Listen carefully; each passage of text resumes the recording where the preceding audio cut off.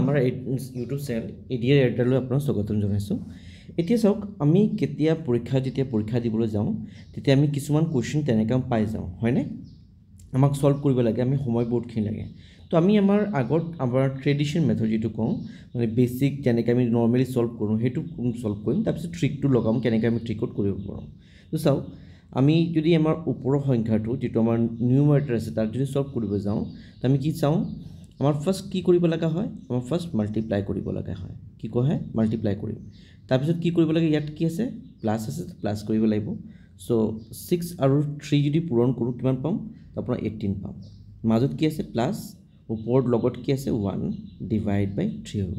Same to same আমাৰ তলৰ সংখ্যাটো কওঁ, আগত ছেম মাল্টিপ্লাই দেন মাইনাছ কৰিব লাগিব। চ' 5 আৰু 9ৰ পূৰণ কিমান হ'ব, 45 মাইনাছ 2 ডিভাইড বাই 9, হয়নে? তাৰপিছত আমি কি কৰিম, যদি সলভ কৰোঁ আমি আগলৈ, তো 18 প্লাছ 1 কিমান হ'ব, 19 হ'ব ডিভাইড বাই 3, আৰু তলত আপোনাৰ 45ৰ ওপৰত 2 মাইনাছ কৰিলে কিমান হৈ যাব, এইটো 43 ডিভাইড বাই 9। তাৰপিছত যদি আমি আৰু আগলৈ যাওঁ তো এইটো কি পাওঁ, আমি 19 বাই 3, আৰু তলৰ সংখ্যাটো যিটো হ'ব এইটো ৰেচিপ্ৰকেল হৈ যাব, ওপৰৰ সংখ্যাটো তললৈ আহিব, তলৰটো ওপৰলৈ যাবগৈ, জাষ্ট উল্টা কৰি দিব লাগিব, এনেকৈ হৈ যাব।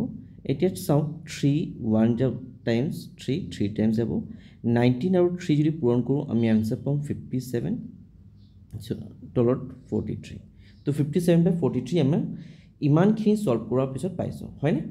এতিয়া যদি আমি আমাৰ বেছিক মেথড নহয়, মানে জাষ্ট আমি যদি ট্ৰিকত যদি কৰিব যাওঁ কেনেকৈ কৰিব পাৰোঁ সেইটো চাওঁ আমি। চ' আমি আহিছোঁ এতিয়া ট্ৰিকৰ কথা কৈ আছোঁ, ঠিক আছে। এতিয়া চাওক, ফাৰ্ষ্ট অফ অল আমি দেখিছোঁ সংখ্যাটো এনেকৈ হৈ আছে, তো আমি নৰ্মেলি জাষ্ট দেখি কিনি আমি কৈ আছোঁ 3 6 যে 18, 18 প্লাছ 1 19 হৈ আছে, ওপৰত 19 বাই 3, ঠিক আছে নে? আৰু 5 9 যে 45, 45 মাইনাছ 2 কিমান হ'ব, স্যাৰ 45 মাইনাছ 2 আপোনাৰ 43 হ'ব।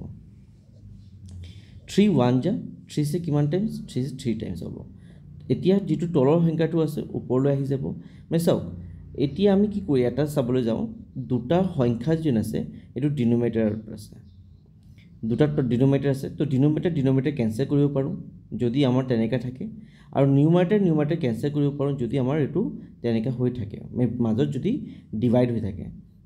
ডিভাইড কৰিলে বস্তুটো কি হয়, ৰেচিপ্ৰকেল উল্টা হৈ যায়, বুজিছেনে? এতিয়া চাওঁ, আমি যদি যিটো 3 আছে 3 ডাইৰেক্টলি 19ৰ লগত পূৰণ কৰি দিওঁ, যিহেতু তলত আছে তলৰ সংখ্যাটো ওপৰলৈ যায়গৈ, তো 19 × 3 কিমান হ'ব, 19 3 যে 57 হৈ যাব, আৰু তলত কি থাকিব, স্যাৰ 43। তো আপোনাৰ জাষ্ট মেণ্টেলি মানে জাষ্ট মুখৰ চাইখিনি বস্তুটো আপুনি সলভ কৰিব পাৰিছে, ইমানখিনি আপোনাৰ ষ্টেপ কৰিব নালাগে, বুজিছেনে? তো আপোনাৰ যদি কিছুমান কুৱেশ্যন যদি তেনেকৈ যদি চায়, মানে এক্সামত আমি আহি থাকে এনেকৈ কুৱেশ্যন, তো আমি সলভ কৰিব যদি যাওঁ এনেকৈ আমি কৰিব লাগিব, বুজিছেনে? Thank you so' much for ৱাচিং দ্য ভিডিঅ'।